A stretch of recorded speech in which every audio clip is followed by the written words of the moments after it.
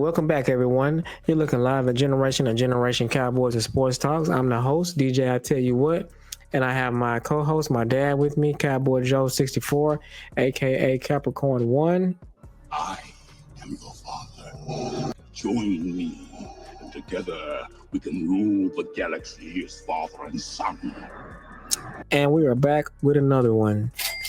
And um, we do want to start off by giving a shout out because we did reach our one of our milestones. We did hit 100 subscribers, so we know everyone has been hearing us say that we've been trying to reach 100 subscribers for a while. So we do want to give everyone praise and all our subscribers. We really want to say thank you, and we appreciate it. We did hit 100 over the holiday, and we got a lot more views and some other things too. So we got a lot to talk about.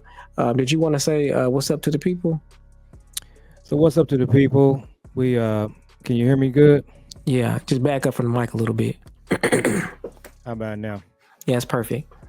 So yeah, we want to just say thanks for us getting you guys helping us get to 100 subscribers. Pretty big milestone for us. So we're father and son content creators, and so I'm a third generation Cowboys fan. So he's a fourth generation Cowboy fan. So we're kind of doing something that a lot of content creators are now doing with the father and son content. So ready to take it to the next level and try to get further down the road in this adventure.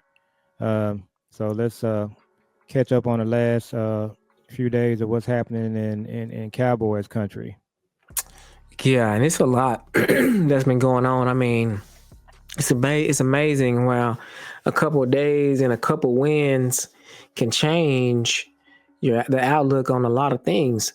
There's been a lot of talk. Really, what the narrative right now is there's a lot of people talking about the fact that there could be a return of McCarthy.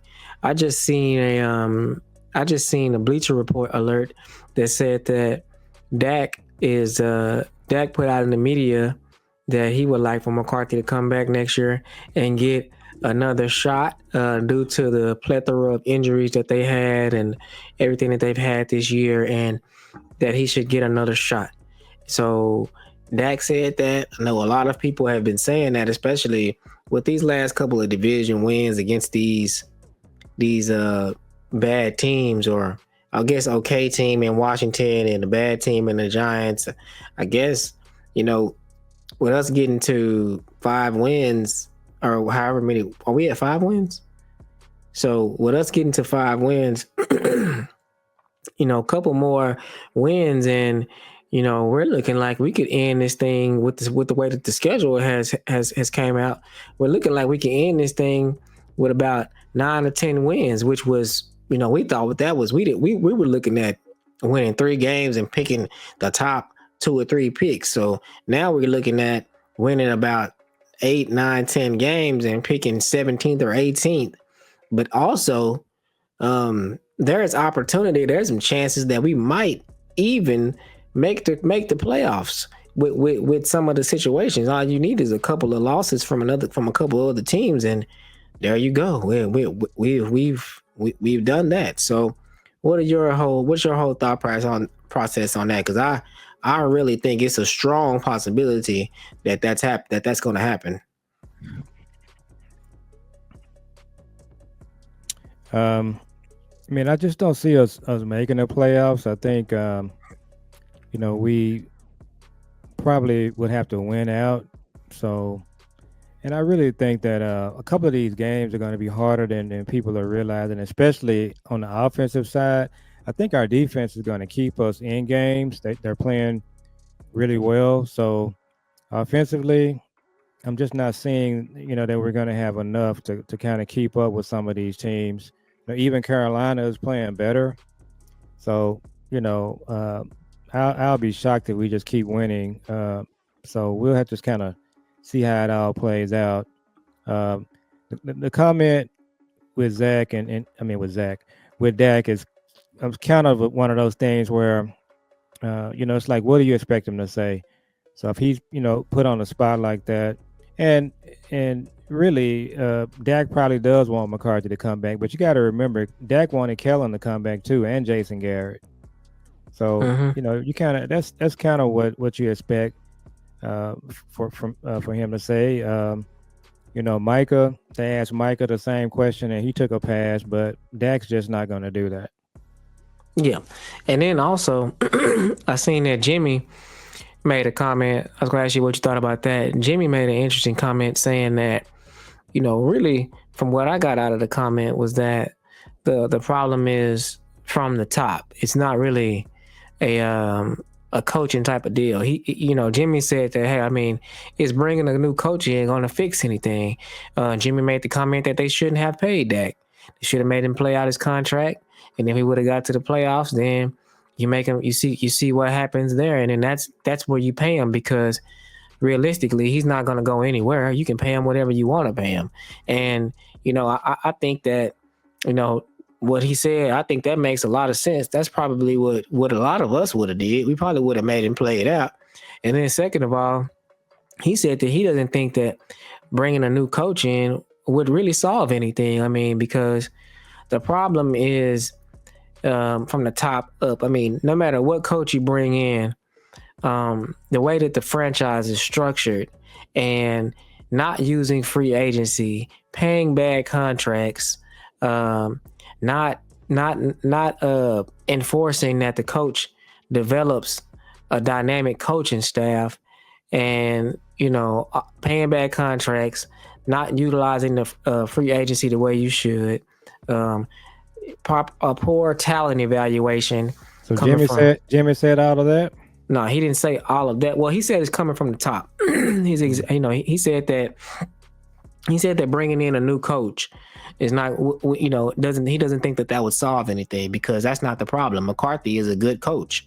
It's just the other things are the reason why we've constantly been in turmoil. And those other things, he didn't say this, but he said those other things. But the other things that he's referring to is what I was just saying, the poor, not using free agency. It doesn't matter what coach you bring in here. You can bring Ben Johnson in here. If you don't utilize free agency, and you let players like Tony Pollard walk, and you don't utilize free agency, what difference does it make? If you don't have, a good player evaluation system where, you're drafting guys and you're leaving talent on the board, what difference does it make what coach you bring in? I mean, you can bring in a good coach. Look at Mike McCarthy. Everything that Mike McCarthy has done, he's been here for 3 years. He won 12 games each time with what they had. And, someone can argue that he overachieved, because you had Kellen Moore calling plays. You had players that you passed up on. You had a whole draft the second year where they didn't even have a draft. They only got one player out of the draft, and his name is Overshawn, and he didn't even play. So they didn't even have a draft last year. So, and McCarthy still went 12-5. So, I mean, the problem is coming from the top. I mean, and then, like I said, McCarthy can come back if they bring in another offensive coordinator. But even when they do the offensive coordinator, they don't have the correct hiring practices. And so, I'm trying not to be so negative and try to be positive, but then I get to thinking there's a flip side to every coin. What happens if you would have had a dynamic play caller this year? You still didn't go out and get a good running back. You still didn't go out and get a good receiver, to get second receiver. You still came in here and played with your offensive line. It's not like your offensive line is getting better now because it's later on in the season and they're not playing good play. They're not playing good teams anymore. And also, they've had addition by subtraction. You got Tyler Guyton off the field, Zach Martin off the field, and all of a sudden the line is playing good. So what would a dynamic play caller have done for us this year?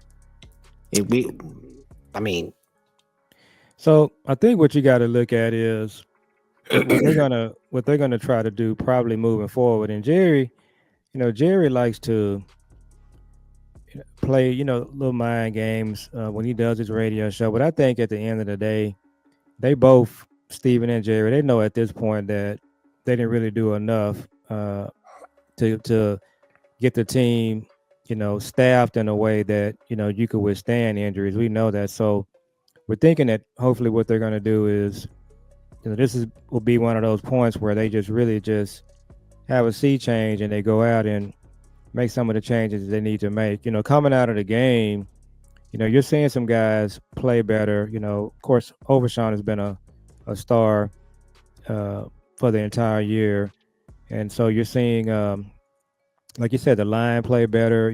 Having Zach Martin out of the lineup, Brock Hoffman really is playing just great football.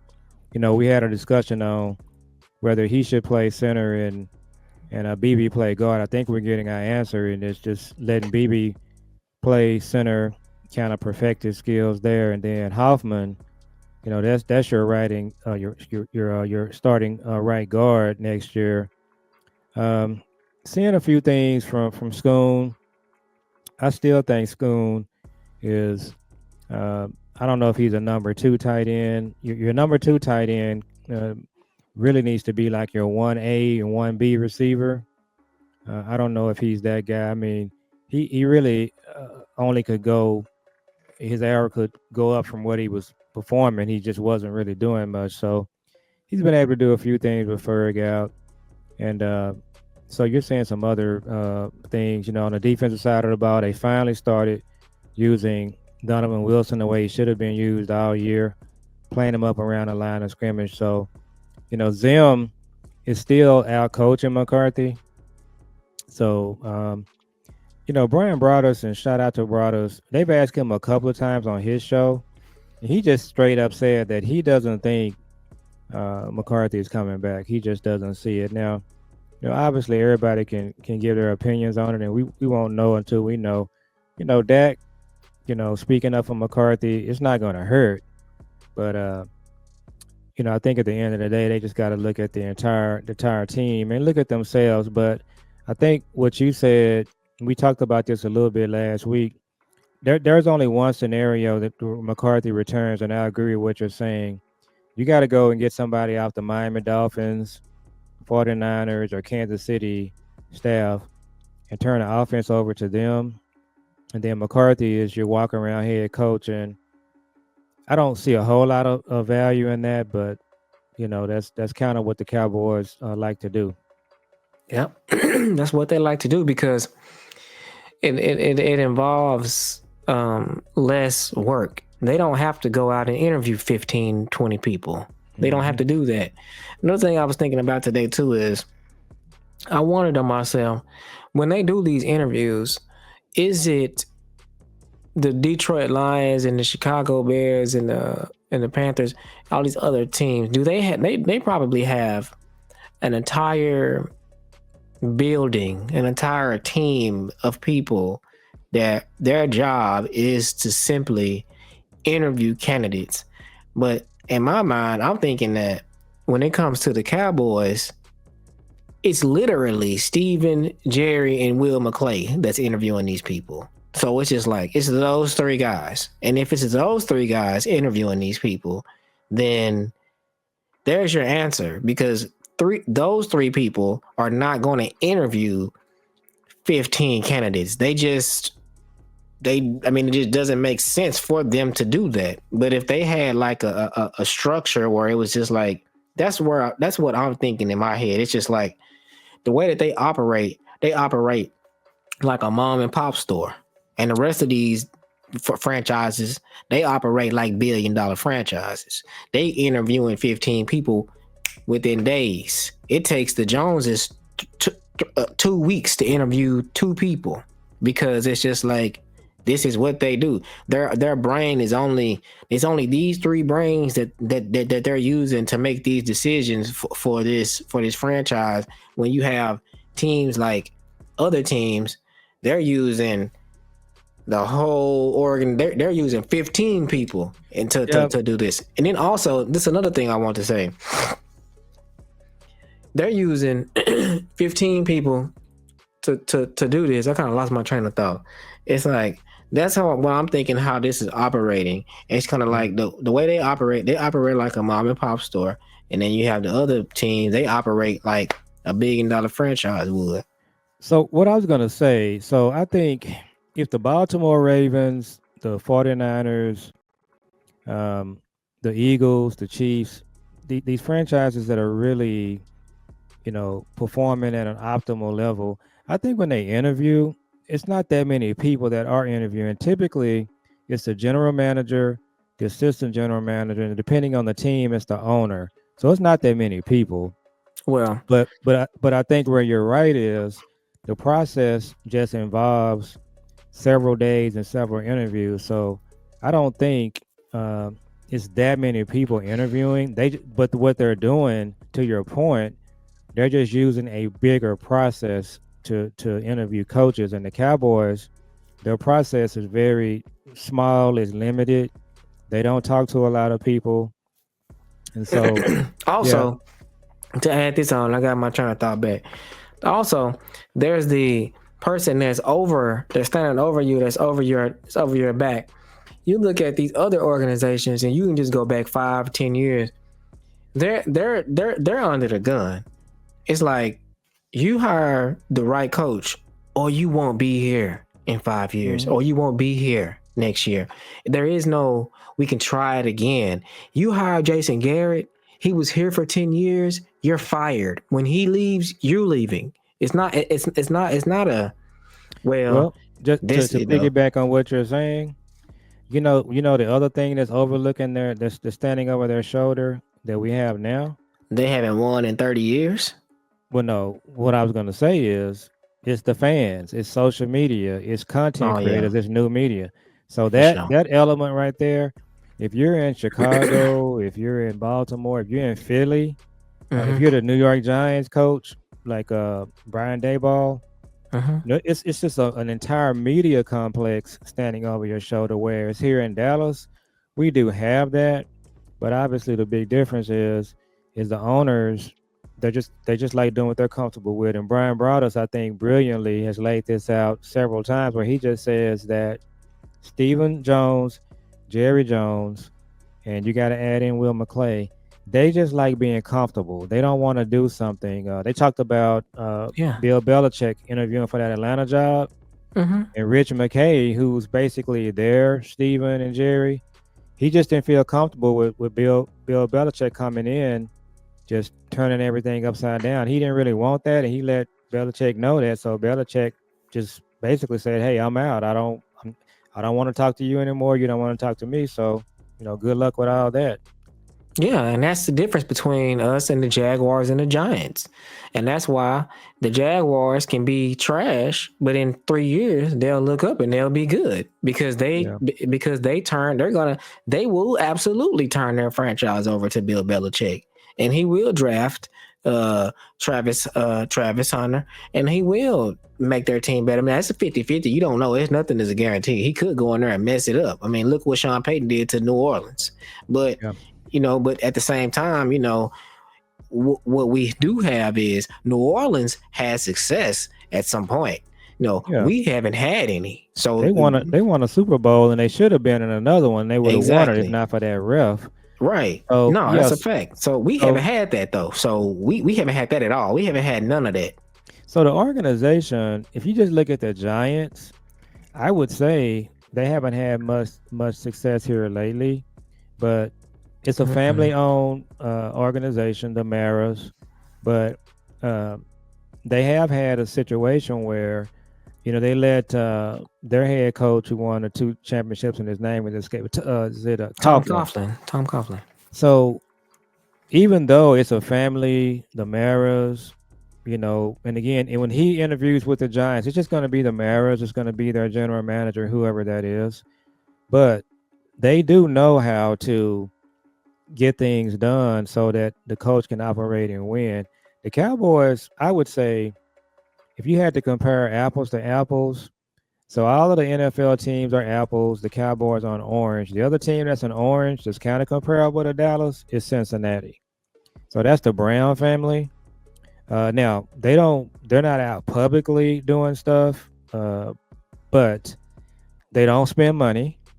Okay, one of the reasons people wondered why their coach, the black head coach they had, that stayed Marvin there forever. Lewis. The reason he stayed there forever is if they hire you to a 4 or 5 year contract, they're not going to pay you and fire you. So their coach that they have now, he's not going nowhere. Mm. They don't spend money on the facilities for a long time. They practice under a bridge. Uh, really didn't participate in free agency. They still don't. They've always had high picks they draft and develop. Now, the difference between them and us is, they got it right a couple of times. Now, the argument that you and I and your Uncle Eric are having, I won the argument there because they hired Zach Taylor. He got them to the Super Bowl. They didn't win it. They could have. So even that organization, I keep saying a broken clock is right twice a day. So they got it right on that broken clock day. Dallas hasn't done that. No, and then So you just look at like, no, I'm just thinking out loud. You look at Tom Coughlin and Bill Parcells. They come from the same tree, from the Giants.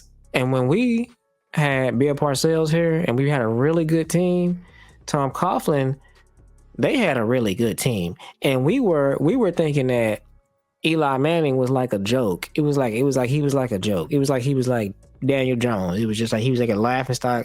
And he ended up turning out to be a Hall of Fame 2-time Super Bowl winning quarterback.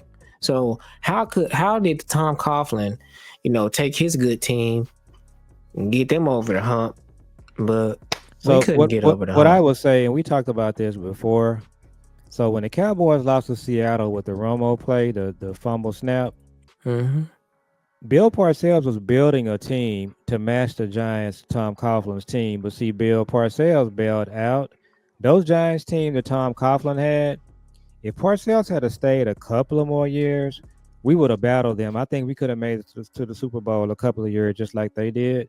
But, we went with Wade Phillips and Jason Garrett, and they stuck with Coughlin. So, Well, see, that's my that's, point. yeah. My point is, what is the literally what is the reason that we did not get over the hump? And when you just said that, you confirmed that the reason that we didn't get over the hump is at the top.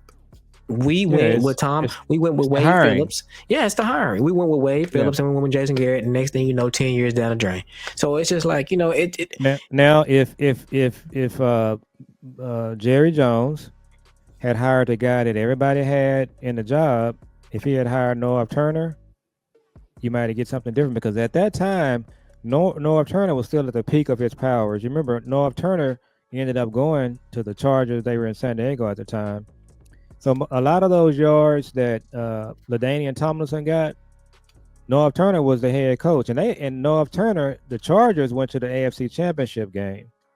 They really could have won, but that was a decision that Jerry made. He hired the wrong guy. Well, Norv Turner would have made Tony Romo even better. Hey, my camera's doing something weird. If I unplug it, yeah, will it disconnect us? it will disconnect you. I mean, would I be able to plug right back in? You should be able to. Yeah. Do we I want mean, to we lose the only got. audio? No, we only got like 5 more minutes left though, so you Okay, can we just can hang. But yeah. yeah, so we've talked about this hiring thing over and over and over, and you can just go back into history and just see the hiring decisions that Jerry has made. So man, we probably I Put your said that. finger up like that and see what it does. It's just trying to focus you.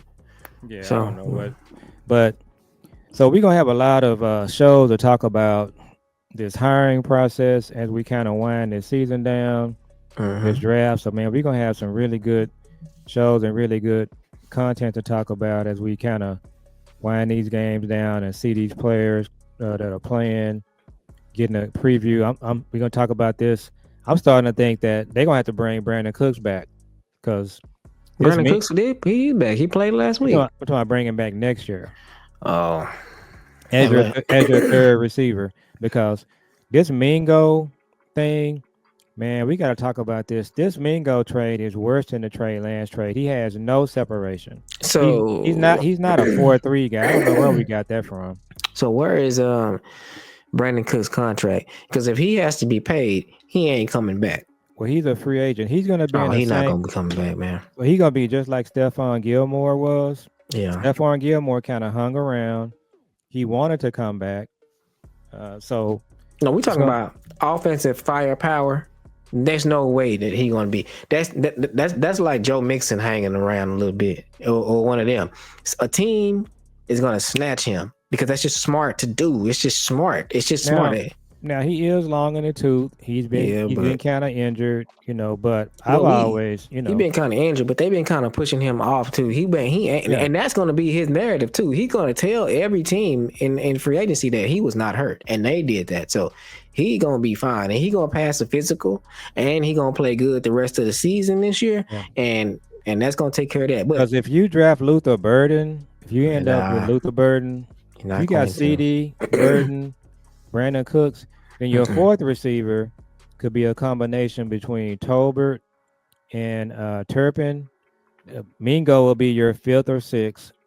But man, let me tell you something. If they go into this offseason and say to themselves, they're set at receiver with Mingo, with Tolbert, man, it's gonna be so many people jumping off the bandwagon because it's just they have so many things that they can just fix just stop being stupid. This receiver thing, and Dak was talking today. Dak needs to start talking about this receiver situation. Man, Luther Burden is not gonna make it to 17 or 18. It's just not gonna happen.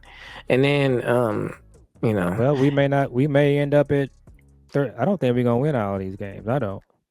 it's a very high possibility we might win. I don't know. I don't know. But and then on top of that, like I said, even if we don't win all these games, if we go 2-2 or whatever the situation is, I don't know if they're gonna pick Luther Burden if they that high. I just don't. I don't know. They'll pick the defensive tackles before that, and they'll pick the running back, which they need. But another thing I was gonna say is that with Jerry has a chance now, right now, next year they have a chance to hire the right guys again. It's going to be a lot of good coaches that's going to be on the circuit, and they have a chance to hire some good coaches, and they also have a chance to do the right thing in free agency because they're going to have a lot of money.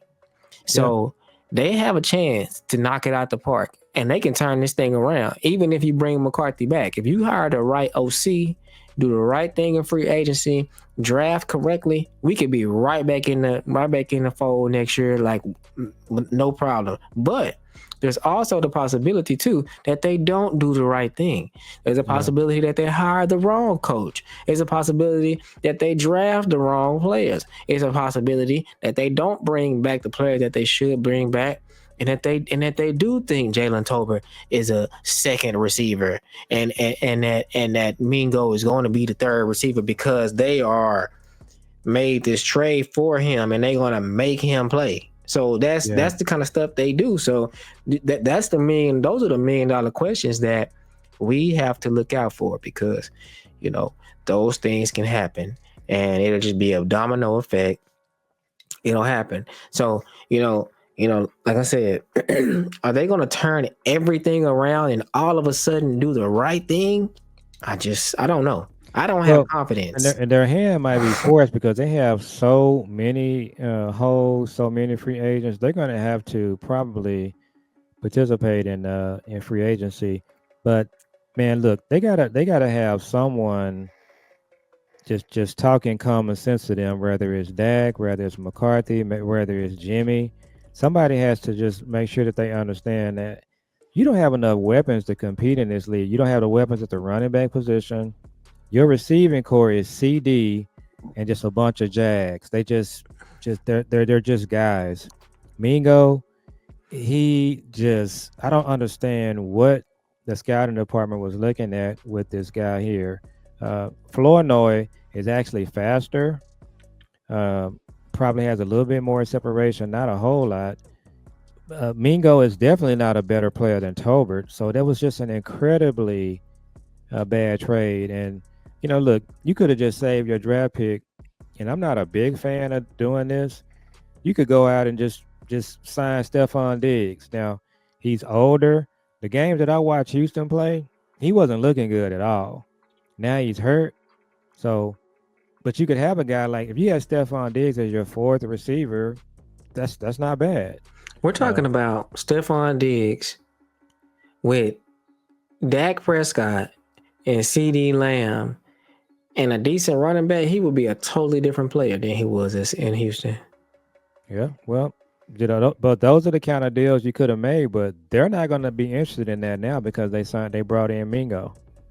And they got Flannery and Jalen Tolbert taking up space. Yeah. A lot of the coaches that we're talking about hiring, they're going to have a say-so in that too. They're going to come in and they're going to be looking like this guy over here. I'm just so you know, I'll take this job, but I'm not married to this guy. And that's another reason why I think that these coaches that come here, they might not be coming here because they're gonna be like, "Oh no, he's playing. I don't know what you can coach here, but he's playing."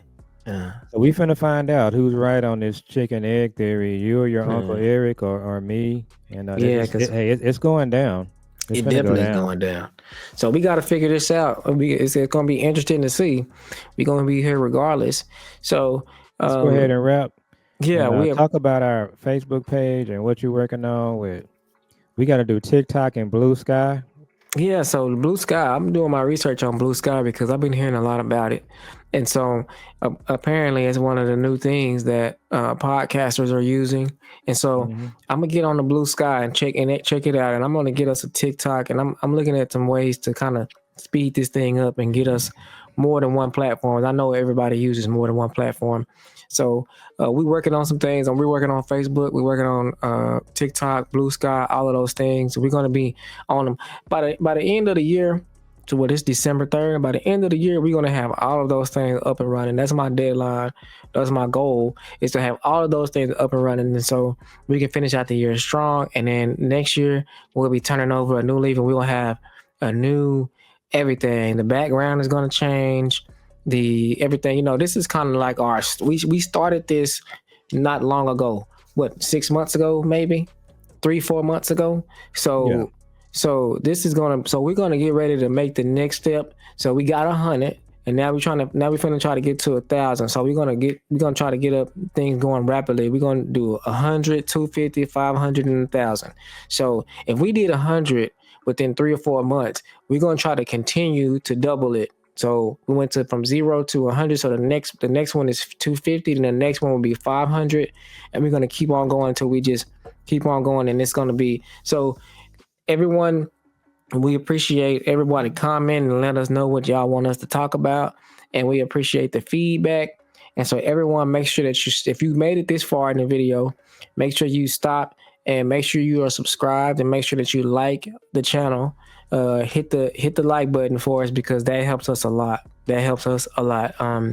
So make sure you stop this video and like. It's free to hit the like button. It's free. Or you can dislike it. It don't matter. It's the same thing for the algorithm. A like and a dislike is the same thing. So if whatever you want to do, just do it. But we need you to do that, especially if you made it this far and you rocking with us and you've been with us since day one.